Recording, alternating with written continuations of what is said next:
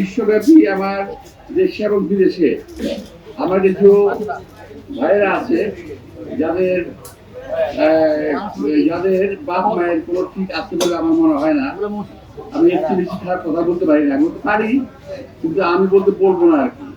আমি রাজনীতি করি, আমি একজন জাতীয় পর্যায়ে আমার সঙ্গে আমাকে মানে আমাকে আমি বলি না। তো যাদের যাদের অ্যাকচুয়ালি জন্মের ঠিকানা আছে বলে আমার মনে হয় না, ওদের কথা বলার স্বাধীনতা আছে, ওরা আমার গালি করার স্বাধীনতা আছে, আর আমি একটা সত্যি কথা বলতে পারবো না, সেই স্বাধীনতা আমার নেই। আমি রাজনীতি করে এমন ঠেকাই দেখছি যে আমি সত্যি কথাগুলো বলতে পারবো না, বললেই ওরা উল্টা পাল্টা কথা বলতে পারবে। রাজনৈতিক স্বাধীনতা, বক্তব্যের স্বাধীনতা, এটা আপনারা যারা বাইরে আছেন আপনারা কিন্তু অর্জন করেন নাই। এই অর্জন আমরা করেছি। আমরা বুকের তাজা রক্ত ঢেলে দিয়ে অনেক দিন জেলে থেকে, জেলে পচে পচে পরিবারকে ধ্বংস করে দিয়ে আমরা কিন্তু কথা বলার অধিকারটা আদায় করেছি। সুতরাং আমাদের কথা শুনুন, আমাদের কথা বোঝার চেষ্টা করুন। নির্বোধরা আমার কথা বুঝবে না। আমি আবারও বলি, দেশে কিংবা বিদেশে যারা নির্বোধ আছে তারা আমার কথা বুঝবে না। আমি বলেছিলাম কথা ছিল এরকম যে এই সরকার কোরআনের খোঁজা দিয়ে যেটা লিখে দেবে সেইটাকে আমরা কারেকশন করব, রাজনৈতিক দলগুলো মিলে ঐক্যমতে আসবো, তারপরেই আমরা সেটাকে মানবো, এর আগে নয়। আর এটাকে ওই হারামজাদারা বিকৃত করে লিখেছে যে আমি নাকি কিছুই মানতে চাই না। আরে ভাই, আমি কি এত বছর রাজনীতি করে এতটুকু অর্জন করি নাই? কি কথা বলা যাবে? হ্যাঁ, হতে পারে আমার লাইনের আগে এবং পিছনে বক্তব্য আপনারা কেটে ছেটে শুরু করেছেন, কিন্তু আমি কথাটাই বলেছি যে কলমের খোঁচা যেটাতে লিখে দিবেন, যারা কেউ কখনো রাজনীতি করেন নাই, এমনকি যারা দেশের নাগরিক না, তারা যারা লিখে দিবেন সেটাই যে আমরা মানবো সেটা না।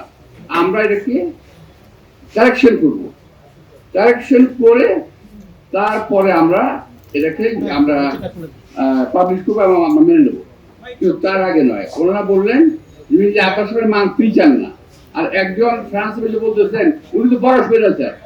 আরে ভাই, আমি যদি স্বৈরাচার তোরা দুরাচার। আমি স্বৈরাচারকে তাড়িয়েছি, আমরা স্বৈরাচারকে তাড়িয়েছি, একবার না কয়েকবার।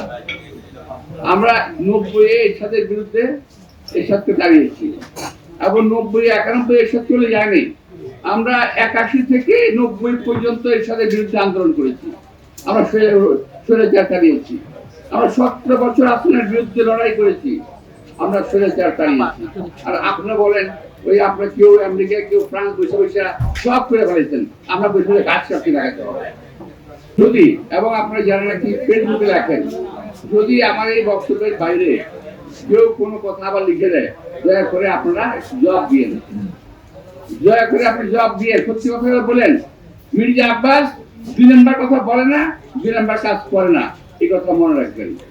আরেকটা আছে, ওই আমেরিকার প্রেসিডেন্ট থাকে, আমি খুব আশ্চর্য হয়ে যাই জানেন, আমেরিকা থেকে এত সুন্দর বাংলা গালি কেমন শিখলো, এত চোস্ট বাংলা গালি দিতে পারে ভাই। ওর বাপ মা খুব ভালো শিখাইছে, কিন্তু ওর বাপ মা ওকে গালি দেওয়ার স্কুলে ভর্তি করেছিল, আমি খুব শিওর। এবং ওর বাপ মা গালি দেওয়ার মাস্টার ছিল, আমি খুব শিওর। ওর বাপ মা বলতে গালি দেওয়া করতো, ওই যে বাসায় গালি দেওয়া করতো, ওই বেটা উড়ে শিখছে, বুঝতে পারছেন? তো আমরা তো শিখি নাই, কিংবা বাইরের স্কুলে পরে আমরা যেটা শিখছি সেটা যদি দেই, বেটা তুই সহ্য করতে পারবি না। তো আমি যাই হোক, আমি আবারও বলছি, আমার বক্তব্য ছিল যারা নাকি আরেকটা দেখেন বক্তব্য কিভাবে ধ্বংস করে। এই যে আমার পাশে বসে হয়েছে আমাদের ছেলে ভাই, আপনাদের বলছি ভাই, কিছু মনে করেন না। আমি বলছিলাম একটা মিটিং এ নবীরা জেলে দে, তারপরে আমি ওর কথা বলবো না, বুঝতে পারছেন? নবীরে জেলে দে, অর্থাৎ আমি বিভিন্ন লোকের মুক্তির কথা বলতেছিলাম। তো নবী আমার পাশে বসে কথা খেয়াল করবেন, পাশে বসে রয়েছে। তো সামনে থেকে স্লোগান হচ্ছে নবী ভাই নবী ভাই নবী ভাই। আমি বললাম, কার কথা বলতেছো? বলেন নবী ভাইয়ের কথা বলেন। আমি নবী কি জেলে গেছে? বলে না, আমি একটু নবীরাই জেলে দে, তারপর আমার কথা বলুন। এই কথাটাকে বিকৃত করে ভাই কিভাবে লিখতেছে, এইটা করছে কে কে ভাই? আপনি একটু দয়া করে আপনার দল দিক খেয়াল দেখেন প্লিজ, আপনার দল দিক। এই যে এডিটিং করতেছেন, নামাজ পড়েন, রোজা রাখেন, নামাজের কথা বলেন, দাঁড়িয়ে রাখেন, চুরি করেন, কেন এই কাজগুলো করেন? এটা তো পরস্পরিকতা, এটা তো অন্যজনের ক্ষতি করা। এই ক্ষতিটুকু করলে মাপ পাবেন না, এটা কি জানেন কত বড় ক্ষতি হচ্ছে? তো দয়া করে, আমি যদি কারেকশন করলাম, আমি জানি এই কারেকশনকে আবার কিভাবে বিকৃত করে। যদি করে আমি প্রতিদিন বলবো, অসুবিধা নেই, প্রতিদিন বলবো, প্রতিদিন আসবো। সবাইকে আন্তরিক শুভেচ্ছা এবং ধন্যবাদ।